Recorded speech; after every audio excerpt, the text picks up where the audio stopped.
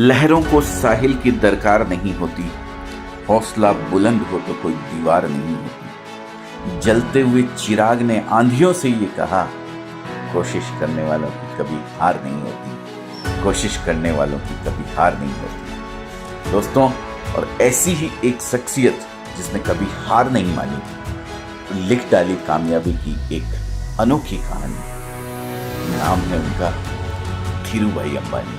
ऐसी नौकरी से, पेट्रोल पंप पे काम करने की नौकरी से उन्होंने शुरुआत करी थी और उसके बाद शायद मेरे को इससे ज़्यादा आपको बताने की ज़रूरत नहीं पड़ेगी कि कौन सा बिजनेस टाइकून वो है जिनके बारे में आज हम बात करने वाले हैं। धीरूभाई के अंदर शुरू से ही दोस्तों अपने आप को एक बिजनेस के बतौर खड़ा करने के लिए काफ़ी वो उत्साहित रहते थे इस चीज़ के लिए। अपने स्कूल डेज में ही उन्होंने जो है लगभग जो ये हमारा जैनियों का तीर्थ स्थल है गिरनार जी, वहाँ पे जो श्रद्धालु आते जाते थे उनको चाट पकौड़े बेचकर अपना बिजनेस उन्होंने शुरुआत कर दिया था। वहीं से उनको पैसे कमाने का जो स्वाद था वो उनके जीभ पे लग गया था। उन्होंने सन 1948 में मैट्रिक करी और उसके बाद भी वो पढ़ना चाहते थे, लेकिन फादर की तबीयत ठीक नहीं रहने की वजह से उनको पढ़ाई पूरी कंप्लीट वो नहीं कर पाए और उनको फिर वहाँ से हिंदुस्तान छोड़कर यमन जाना पड़ा।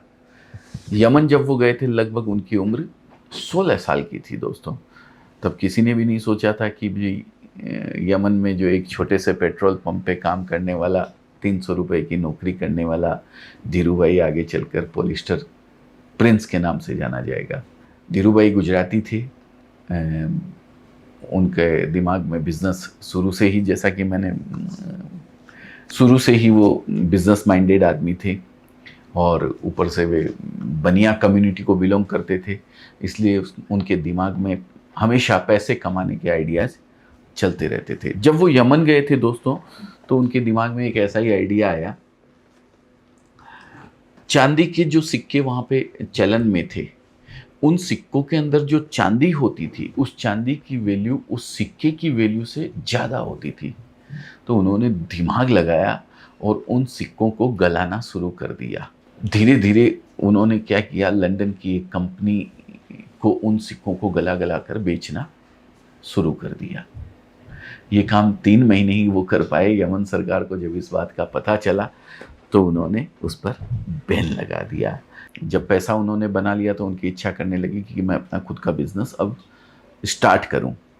किसी कारणवश वो लंदन से बिजनेस स्टार्ट नहीं कर पाए और उन्होंने अपने बिजनेस की शुरुआत बॉम्बे से ही की।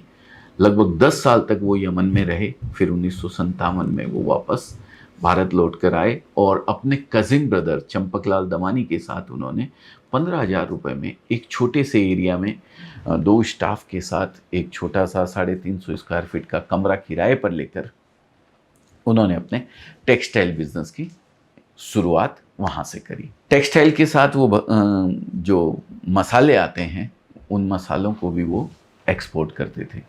फिर उन्होंने उस ऑफिस से अपने काम की शुरुआत करी और वे मसालों को एक्सपोर्ट करने लगे और साथ ही साथ पॉलिस्टर धागे जो आते थे वहाँ विदेशों से इंपोर्ट करने में लग गए। जब भारत पाकिस्तान अलग अलग हुए थे तो जितना जहाँ से कॉटन का प्रोडक्शन आता था वो सब जो मेन जो जगह थी, मेन जो क्षेत्र थे जहाँ से कॉटन उगता था, जहाँ पे वो सारे के सारे पाकिस्तान में चले गए।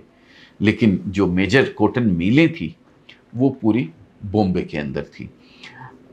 इस कारण भारत में कॉटन कपड़ों की बहुत ही ज़बरदस्त डिमांड आने लग गई और इसी कपड़ों की जो शॉर्टेज थी, मतलब ये जो एक आपदा हम बोलेंगे इसको, इस आपदा को उन्होंने अवसर में कन्वर्ट किया। जब उनको दिखने लगा कि इतनी भयंकर डिमांड है, उन्होंने फॉरेन से, मतलब विदेशी बाज़ारों से पॉलिस्टर धागा इंपोर्ट करना शुरू कर दिया और उस धागे को बॉम्बे में 3 गुना दामों पर बेचना उन्होंने शुरू कर दिया। और बहुत ज़बरदस्त उनको इस टेक्सटाइल के बिज़नेस में बहुत ज़बरदस्त उनको मुनाफा होने लगा। तब उनके दिमाग में एक बात आई कि भाई मैं पॉलिस्टर के साथ साथ नायलॉन यार्न भी अगर बेचूं तो मुझे इससे कहीं ज़्यादा मुनाफा होने लगेगा। इसके साथ साथ उन्होंने पॉलिस्टर के साथ नायलॉन भी बेचना शुरू कर दिया, नायलॉन का जो टेक्सटाइल होता है वो भी बेचना शुरू कर दिया और बहुत ज़बरदस्त कमाई उनको होने लगी। इसके बाद उन्होंने अपनी पहली टेक्सटाइल मिल अहमदाबाद से शुरू करी और उसका नाम रिलायंस टेक्सटाइल प्राइवेट लिमिटेड उन्होंने रखा और सन 1973 के अंदर इसी का नाम उन्होंने चेंज करके रिलायंस इंडस्ट्रीज लिमिटेड कर दिया।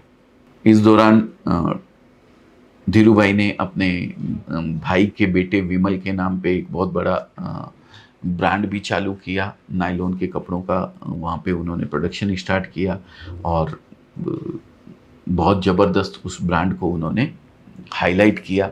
काफ़ी जो मुंबई के